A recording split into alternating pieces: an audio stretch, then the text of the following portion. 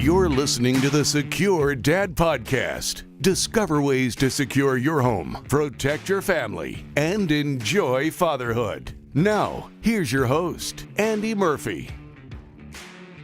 Welcome and thank you for listening to the Secure Dad Podcast. I'm Andy Murphy, the creator of the Secure Dad, which is a resource dedicated to helping families live safer, happier lives.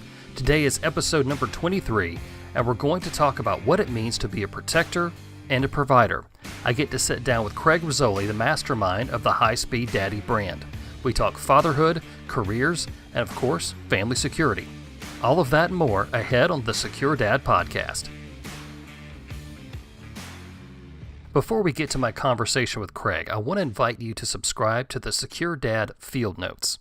Now, this is an email where I share with you practical information for family protection like situational awareness exercises, links to articles that I've read about security, and anything that I feel helps us better protect our loved ones. Plus, you'll be able to keep up with all things Secure Dad. To sign up, go to thesecuredad.com/field notes. Joining me on the show today is Craig Rizzoli, who is the creator of the High Speed Daddy brand. Craig is a husband, father to 3 young kids, a veteran, and an accomplished entrepreneur. If you followed the Secure Dad for any amount of time, you know that I'm a fan of Craig's products. But there's one phrase that Craig has crafted that made me want to have him on the show. As fathers, we are called to be protectors and providers for our family. As a father, husband, and veteran, he has some great insights into this topic. Here's my conversation with Craig Rizzoli of High Speed Daddy.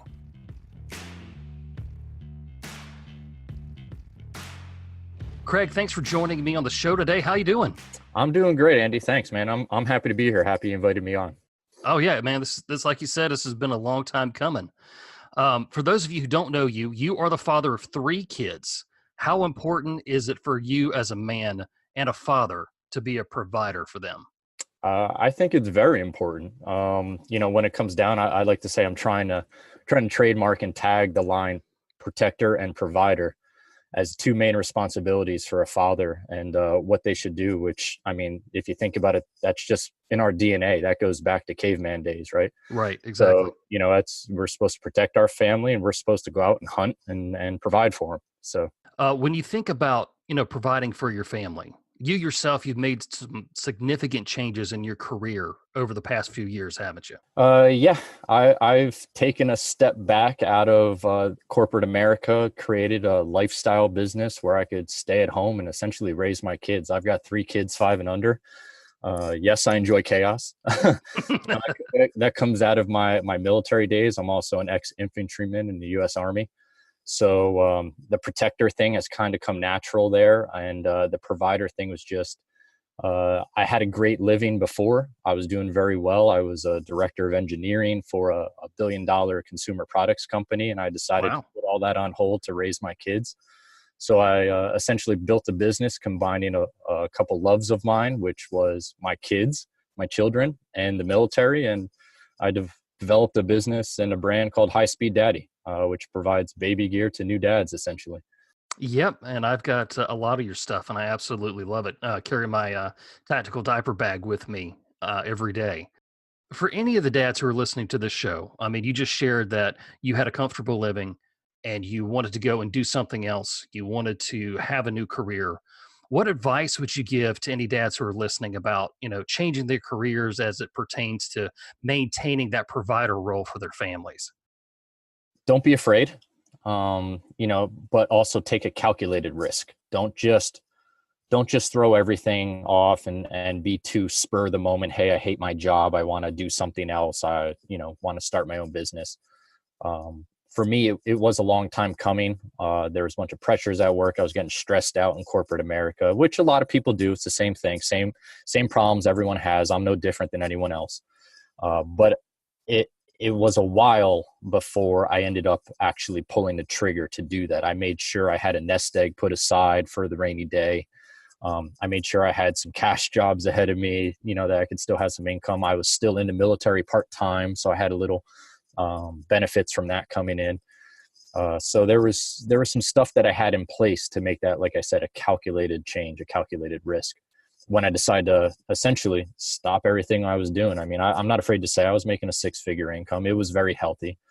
But I was able to reason that money wasn't the most important thing for me, at least, and it, I agree that it shouldn't be for everyone as well, but you still have to take care of your family. You still have mouths to feed. When I made that jump, I had a 3-year-old and a 1-year-old and a wife. Thankfully, my wife still works and she has a job as a teacher, but as long as a lot of teachers don't get paid the most money either.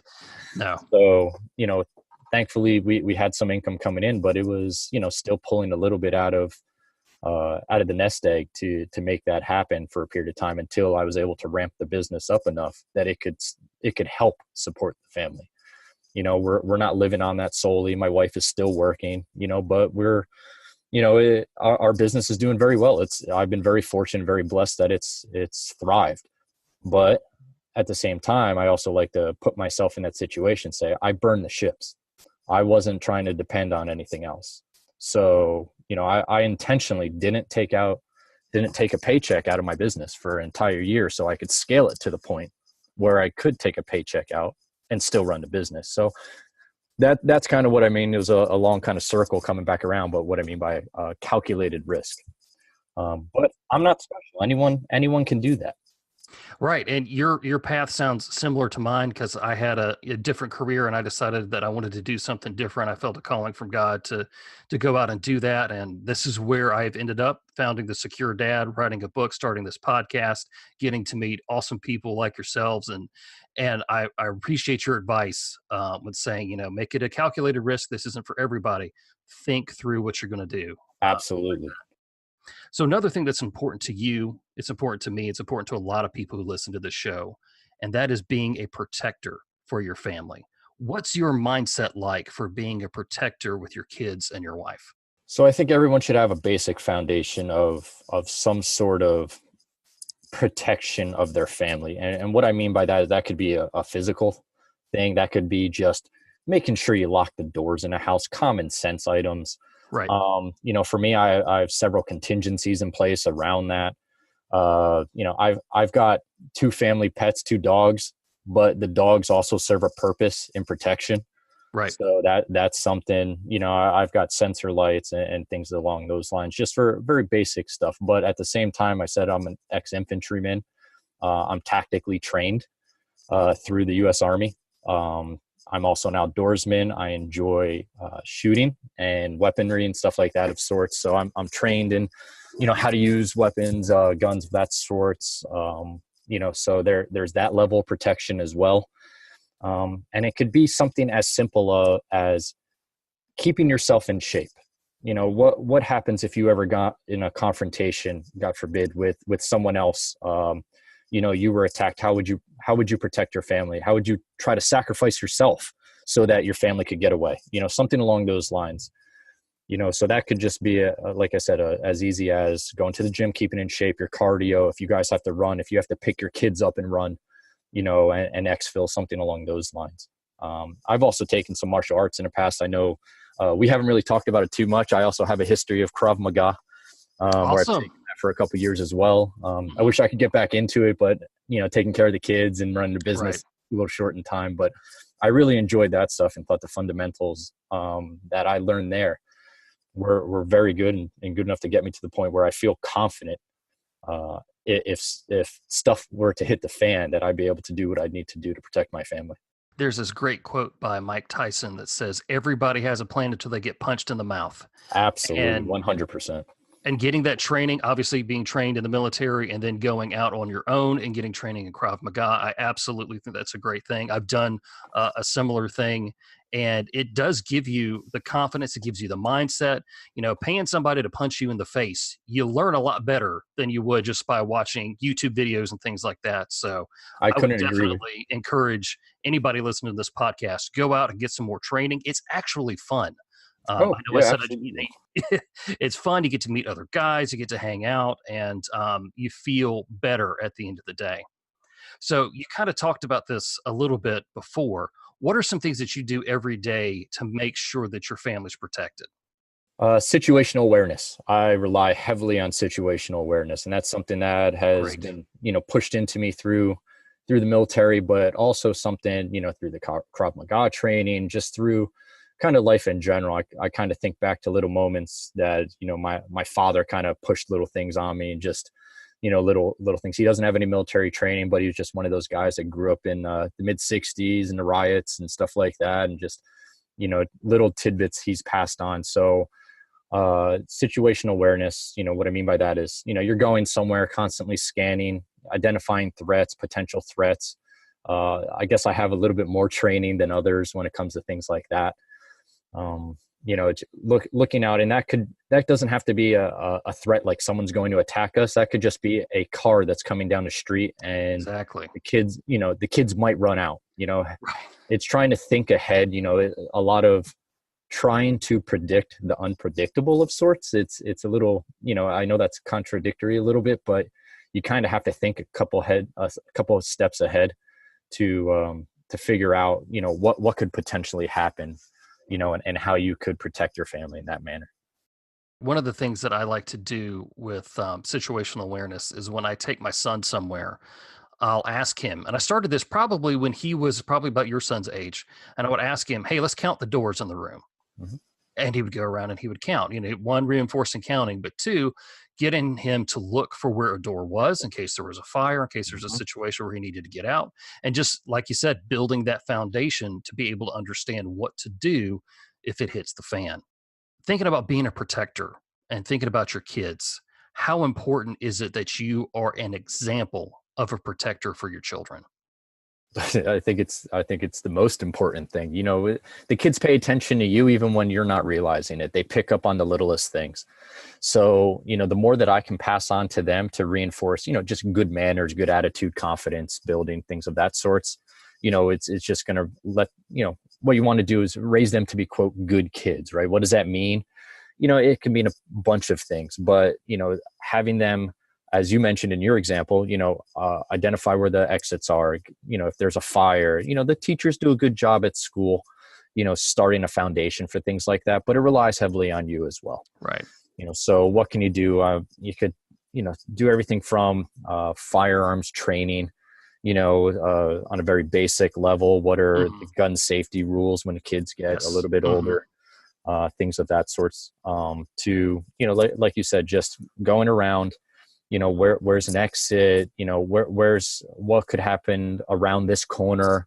What would you do if, so presenting little scenarios to them, and it's nothing you have to go overboard. You can make games out of it. You can be fun, and also, getting them in shape as well. They can do exercises with you. You can make family things. So you kind of have to tie it all together there. And you don't want to sit there and just try to drill your kids on information and say, hey, do this, do this, do this. Mm-hmm. It's just a natural thing that comes up in conversation. And it's an organic part of being in your family that you are starting to share these situational awareness tips. And it doesn't have to be big. It doesn't have to be scary. It can be a game, like you said, and it can be something that you talk about here and there. You don't have to force it on your kids. It'll just come up on its own. So I am a huge fan of your brand, the High Speed Daddy products, and I've really enjoyed here of late the Tactical Family First Aid Pouch. I've actually got 2 of those now, and of course, I love my tactical diaper bag. What is the High Speed Daddy working on for the future? There's always some stuff that we have going on. It's just a matter of when and where we want to launch it. Also as a small business, do we have the funds and resources to do it and still be able to supply all our other stuff as well, right? So we are considering some line extensions into, and I've talked about it some here and there, maybe high-speed mommy products. That'd be a good idea. It's something along those lines. But there's some other stuff our community has talked about with, different types of bags, sling bags of sorts, and some other little things. Some color extensions possibly. I don't want to give away too much. Oh yeah. I understand. Yeah. But that's awesome. So if anybody wants to find you, your company, want to know more about what's going on, where can we find you? The best place is hit up our homepage. It's highspeeddaddy.com. You can reach out to me, Craig, Craig, at highspeeddaddy.com. And then we're all over Facebook and Instagram. Same thing, at highspeeddaddy. Awesome, man. I thank you so much for your time. I am excited to see what you are going to do next as a protector and a provider and as an entrepreneur. Thank you for being on the show today. I appreciate it, Andy. Thanks for having me.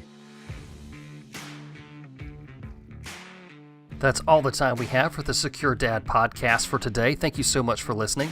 If you want to know more about the High-Speed Daddy, I've put links to his website and social media in today's show notes. I've also included links to High-Speed Daddy products that I have reviewed and recommend. To get the notes from today's show, go to thesecuredad.com/podcast, then scroll down to see this show. Make sure you're getting the most from The Secure Dad. You can find information on home security and family safety on my website, thesecuredad.com. There you'll find links to articles I've written, past podcasts, and links to my book, Home Security, The Secure Dad's Guide, available on Amazon. I am Andy Murphy, and until next time, take care and be secure. You've been listening to the Secure Dad Podcast. For more information on making your home safer, check out Andy's book, Home Security, The Secure Dad's Guide. Available on Amazon in paperback and Kindle formats.